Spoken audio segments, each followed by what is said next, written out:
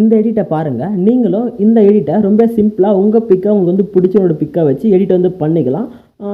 பெஸ்ட்டாக நீங்கள் வந்து பண்ணிக்க வந்து முடியும். வீடியோ மட்டும் ஸ்கிப் பண்ணாமல் வந்து பார்த்துக்க, ஒரு லைக்கை வந்து போட்டுங்க. ஃபஸ்ட்டு பிரவி வந்து பார்த்துட்டு வாங்க, எப்படி எடிட் பண்ணுறது நெக்ஸ்ட் வந்து பார்த்துக்கலாம்.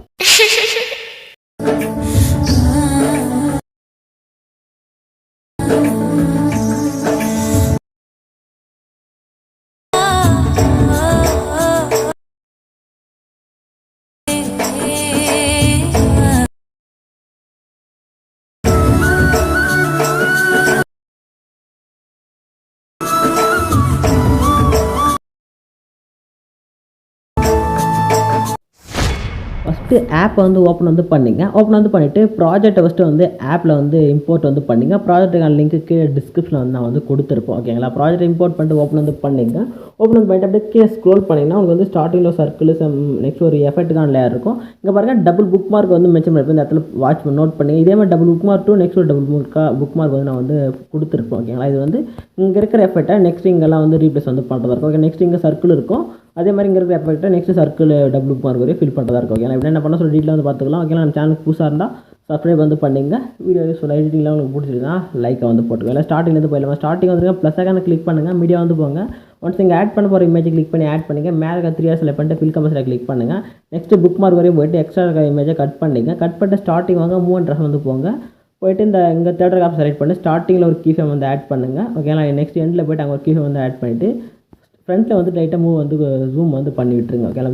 ஜூம் பண்ணிவிட்டு இப்போ அந்த லேயர் அப்படியே லாங் ப்ரெஸ் பண்ணி கீழே வந்து ஸ்க்ரோல் பண்ணி எடுத்துருவாங்க. கீழே எடுத்து அந்த சர்க்கிள் இருந்துச்சு, சர்க்கிளுக்கு கீழே எடுத்து வந்து ப்ளேஸ் வந்து பண்ணுங்க. ஓகே, ப்ளேஸ் பண்ணிங்கன்னா உங்களுக்கு வந்து இது மாதிரி அந்த ஸ்டார்டிங் வந்து கிடச்சிரும். ஓகேங்களா? நெக்ஸ்ட்டு இங்கே வாங்க. இங்கே வந்தீங்கன்னா உங்களுக்கு வந்து இங்கே இருக்குது பாருங்கள். இங்கே வந்தீங்கன்னா இப்போ இந்த லேயரை சூஸ் பண்ணுங்கள். லேயர் காப்பியில் போங்க, காப்பியில் கிளிக் பண்ணி எடுத்துக்க. ஓகேங்களா? எடுத்துட்டு அகைன் நெக்ஸ்ட் புக் மார்க்லேருந்து நீங்கள் வந்து பிக் ஆட் பண்ணுவீங்க. ஓகேங்களா? எப்படி புக் மார்க் வந்து பிக் ஆட் பண்ணுவீங்க கம்பல்சரி. இப்போ அந்த புக் மார்க் மாதிரி கட் பண்ணி ஆட் பண்ண இமேஜை இப்போ வந்து நெக்ஸ்ட் நீங்கள் லாங் ப்ரெஸ் பண்ணி ஸ்க்ரோல் பண்ணி எடுத்துவாங்க.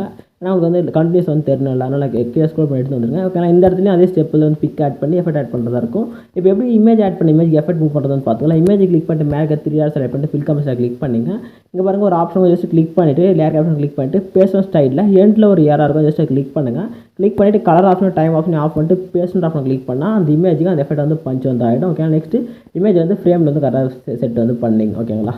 நெக்ஸ்ட் இதே மாதிரி இந்த புக் மார்க்லேருந்து இந்த புக் மார்க் வரை ஓகேங்களா இமேஜ் வந்து ரீப்ளேஸ் வந்து பண்ணிங்க. ஓகேங்களா? நெக்ஸ்ட் இதே ஸ்டெப் தான் இங்கே இருக்கிற இமேஜில் லேயர் காப்பியில் போட்டு எடுத்துக்கங்க, காப்பியில் கிளிக் பண்ணி எடுத்துங்க. சேம் ஸ்டெப்பில் இங்கே டபுள் புக் மார்க் வந்து ஸ்டார்ட் ஆகுதுங்களா, அதே மாதிரி இங்கே டபுள் புக் மார்க் வந்து உங்களுக்கு வந்து முடியும். அது வரையும் அதே மாதிரி இமேஜ் வந்து ஆட் வந்து பண்ணிங்க.